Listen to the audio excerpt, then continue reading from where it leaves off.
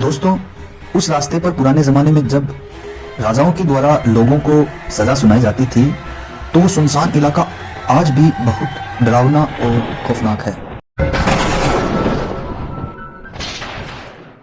दोस्तों, राजस्थान के चूरू जिले में काफी पुरानी हवेलियां हैं जिन्हें पुराने जमाने में राजाओं के खौफनाक रहस्य घटनाओं के बाद पूरी तरह से बंद कर दिया गया है।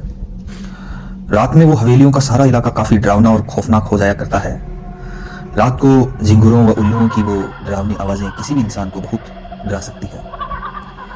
उस इलाके में लोग जाने से बहुत ज्यादा कतराते थे क्योंकि वहां बताया जाता है कि जो एक बार जाता है दोबारा लौट कर नहीं आता है। कारण था कि वहां कई बार कुछ ऐसे सफेद कपड़ों में कुछ लोगों को देखा गया है जो काफी डरावने लगते थे। तो दोस्तों, मैं एक रहस्यमय घटनाएं आपको बताने जा रहा हूं जो मैं और मेरे कुछ दोस्तों के साथ रात बीती थी।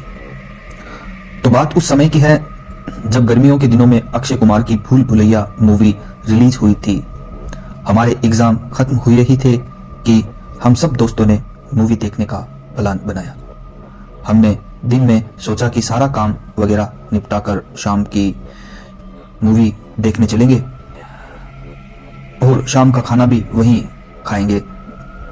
गर्मियों के दिनों में लगभग सभी 10-11 बजे तक तो बाहर घूमते फिरते ही रहते हैं। तो हम दोस्तों ने लगभग 8 बजे सारा काम निपटाकर सिनेमा हॉल के लिए निकल पड़े।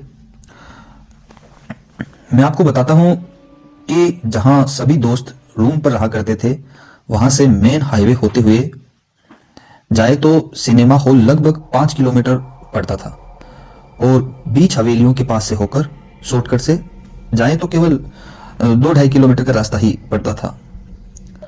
गर्मियों के दिन थे तो 8 बजे हम सब ने सोचा कि शॉर्टकट से ही चल लेते हैं, कौन इतना लंबा सफर तय करे।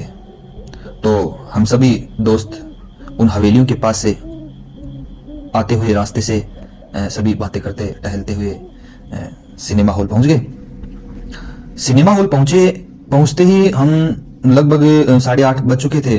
हम सब ने फिल्म की टिकट खरीदी और मूवी का काफी आनंद लिया। हमने काफी मजे भी किए उस दिन और उस दिन तो आने का मन ही नहीं किया। मूवी खत्म होते ही 12 बज चुके थे और सभी काफी थके हुए भी लग रहे थे। सभी सिनेमा हॉल से बाहर आए तो हमने काफी सोच विचार किया कि घर चलने का कौन सा रास्ता तय किया जाए। तो एक तो वो 5 किलोमीटर का लंबा रास्ता और थोड़ा सेफ भी था, लाइट वगैरह सब जल रही थी, और एक और वो हवेलियों के बीच से होता हुआ रास्ता जो सिर्फ 2-2.5 किलोमीटर का ही सफर था। तो हम सब ने डिसाइड किया कि शॉर्टकट से ही चल लेते हैं। हम सब उस रास्ते से चल दिए। रास्ते में काफी अंधेरा था, साथ ही रास्ता बिल्कुल सुनसान, कुत्तों के भौंकने की आवाजें, उल्लुओं की आवाजें हम सबके रोंगटे खड़े कर रही थी। हम मन में भगवान का नाम लिए आगे बढ़ रहे थे जबकि आपस में हम मजाक मस्ती भी कर रहे थे। हम लगभग 1 किलोमीटर सिनेमा हॉल से दूर आए थे ही कि एक कुत्ता हमें देख देख कर जोर जोर से भौंक रहा था।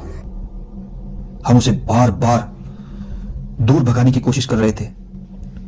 उस कुत्ते को देखकर मुझे ऐसे लगा कि शायद आज कुछ अनहोनी घटना होने वाली है। मेरे मन में डर सा बैठ गया। एक तो वो उस कुत्ते को भौंकना, उल्लुओं की आवाजें, सुनसान रास्ता, माहौल बहुत ही डरावना बना रहा था।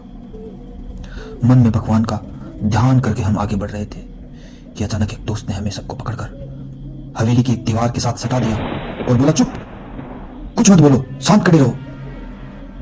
हम सब इतना डर गए कि हमें पसीना भयंकर आने लगा, लेकिन वो कह रहा था, चुप, बोलो मत, बिल्कुल। हम वैसे ही दीवार से सटे लगभग 5 मिनट तक खड़े रहे। हमारा दिल बहुत तेजी से धड़क रहा था। कुछ समय बाद वो बोला, जल्दी से भागो यहां से। हम सब ने आओ देखा ना ताओ, सब ने एक दूसरे से आगे बढ़ते हुए और तेजी से भागने लगे और लगभग 1.5 किलोमीटर का सफर केवल हमने 10 मिनट में ही भाग कर तय कर लिया। रूम पर पहुंचकर हम सब ने उसको पास बिठाया और पूछा कि वहां क्या हुआ था। तो उसने बहुत ही घबराते हुए हमें बताया कि उस सुनसान रास्ते पर मुझे सामने से सफेद कपड़ों में बहुत से लोग जनाजे को ले जाते हुए दिखाई दिए। मैंने मेरी नानी से सुना था कि इंसान के राक्षस गण हो तो उसे राक्षस और देवता गण हो तो उसे देवता दिखाई देते हैं। और उन्होंने कहा था कि कभी सफेद कपड़ों में ऐसे जनाजा ले जाते हुए कोई नजर आ जाए तो उनको रास्ते में नहीं आना चाहिए, सामने से हट जाना चाहिए, तो आपकी जान को खतरा हो सकता है, इसलिए मैंने तुम्हें साइड में रहकर चुप करने को कहा। हम सबने सोचा ये फालतू की बात कर रहा है। ऐसा भी कभी होता है कि हमें वहां कुछ नहीं दिखा और इसको इतने सारे लोग दिखाई दिए। कुछ दिनों बाद इस बात को भूलते हुए मैं जब उस रास्ते से गुजर रहा था तो मुझे सफेद कपड़ों में एक औरत खड़ी दिखाई दी। पहले तो मैंने सोचा कि कोई खड़ा होगा। मैं पास जाने लगा तो उसका चेहरा देखकर मेरे होश उड़ गए। उसका जला हुआ चेहरा, लंबे बाल हवा में लहरा रहे थे। मेरी ओर वो आना चाहती थी पर मेरे गले में पीर बाबा का तावीज होने के कारण वो करीब ना आ सकी। मैं जैसे तैसे वहां से अपनी जान बचाकर निकला। घर आकर मेरी तबीयत बहुत खराब हो गई। मेरे दिमाग में बार बार वही औरत ही, उसका डरावना चेहरा मेरी आंखों के सामने दौड़ रहा था।